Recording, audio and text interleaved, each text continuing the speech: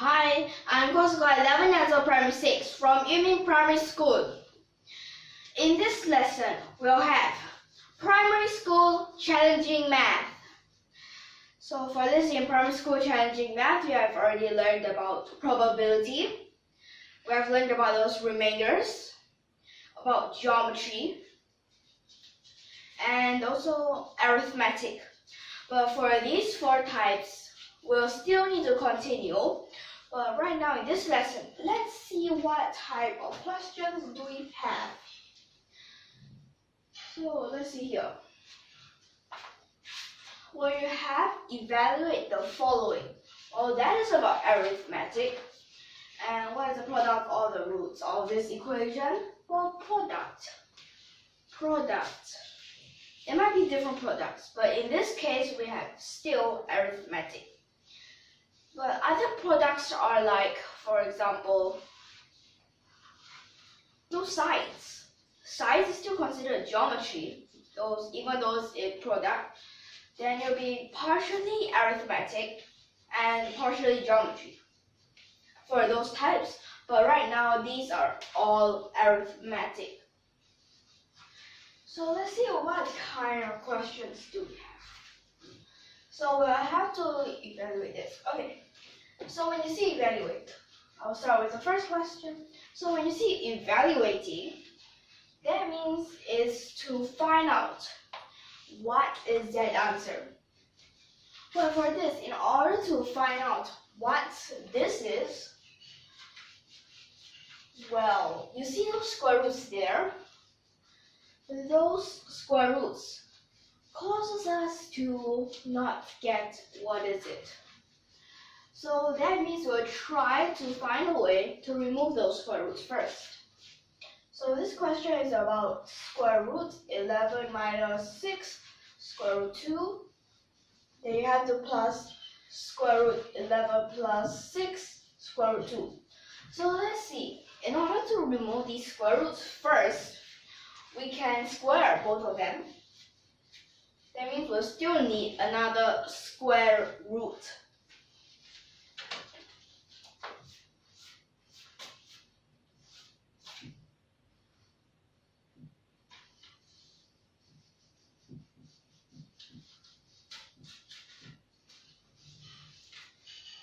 Okay, so we'll have something like this. But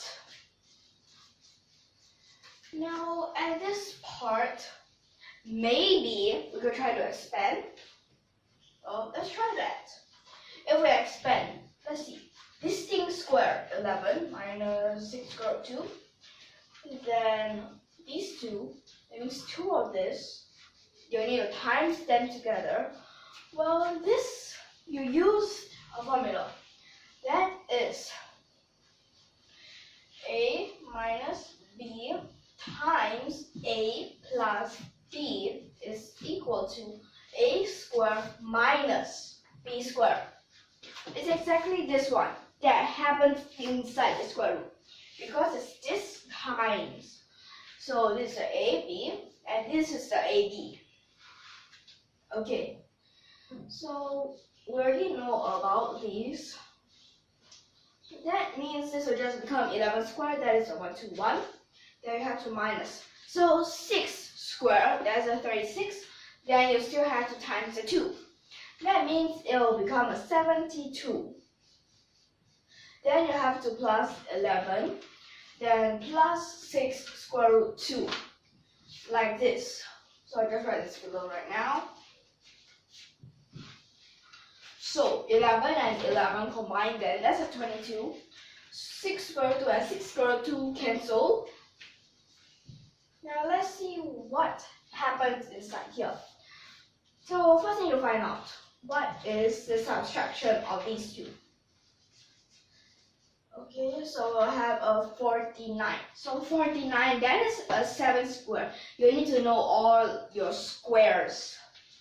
Well, not all, because you just can't simply remember all of them.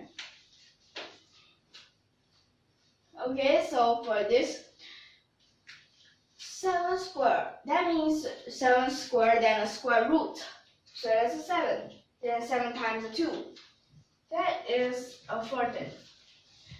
That means what we have here is a square root. 36.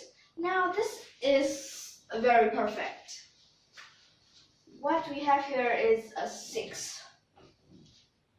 Okay, so this 6 will be your answer. It's just method 1. So we'll need to now know what is our method 2. Method 2, only for some questions we can use. This question we can, but what kind of method is this? So this, let's do the same thing.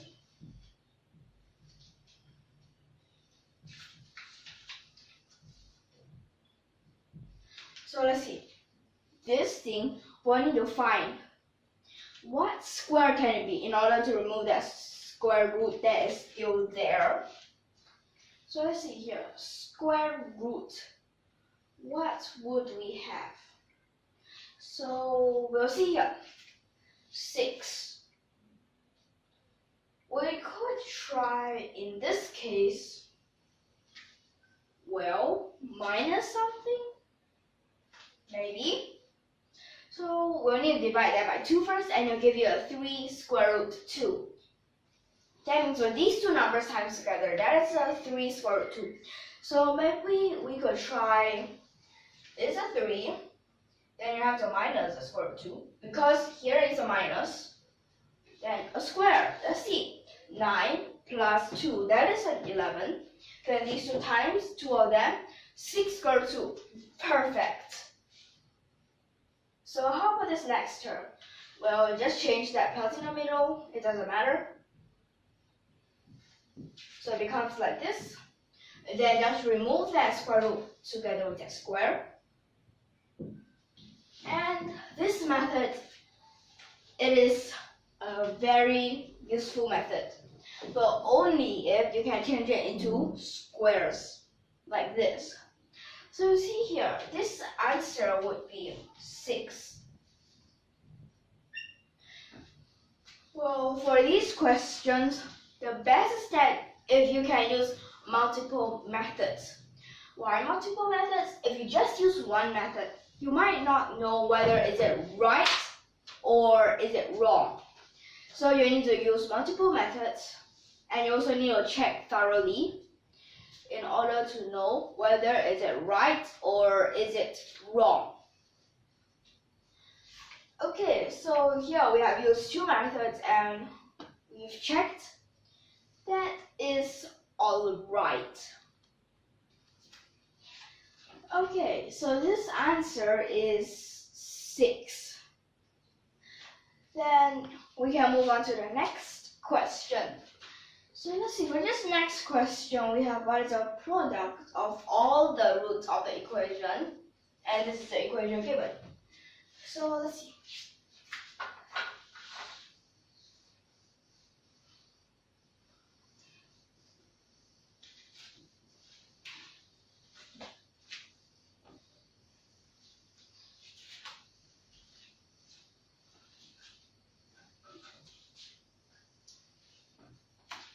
Okay, so in this second question, we'll need to know this equation, how to find it. So first thing, when you see there are square roots at both sides. Square roots on both sides. Now here is a special trick. Square root on both sides, you can just both sides square.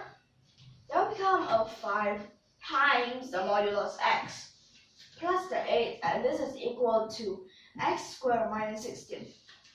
Now here's one thing that you need to know. This modulus, it always makes the x a positive. Square also keeps it a positive, unless you say there's a square root negative something. But right now, no, that's the imaginary number. So what do we have here now? Let's see. X squared and an x. Well, we want to try to move them together, but we also don't want a negative number on the other side. So maybe we could try moving this to the other side. And that gives us an x squared minus 5 modulus x. Then this would be equal to 24.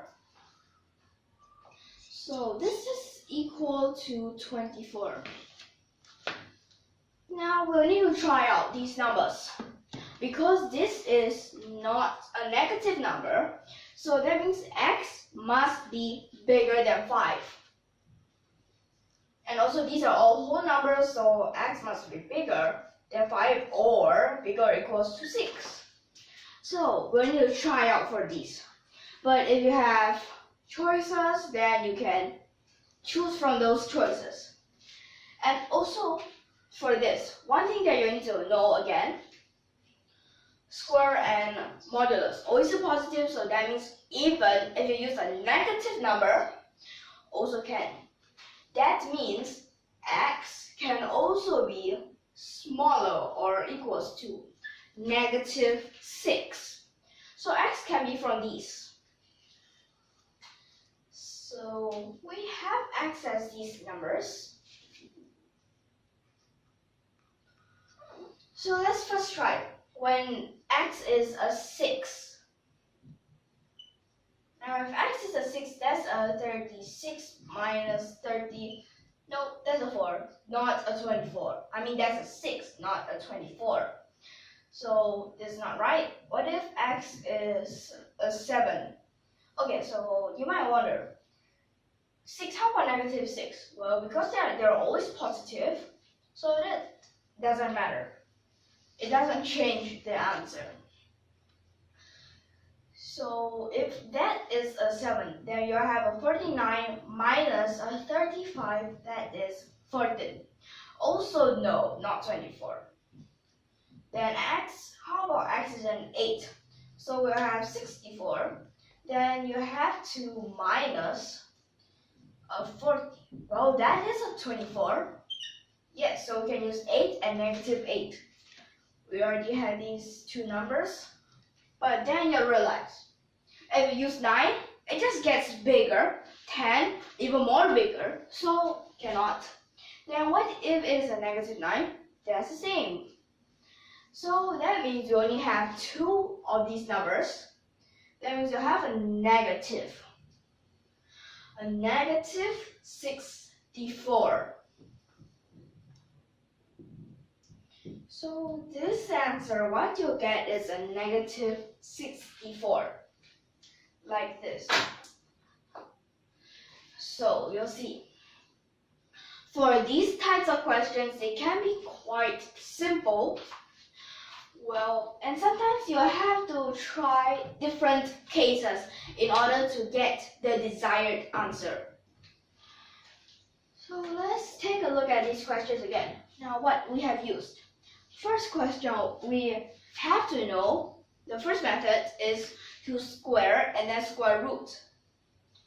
That's the first method for the first question. Then the second method for the first question, that is you need to know factorize them.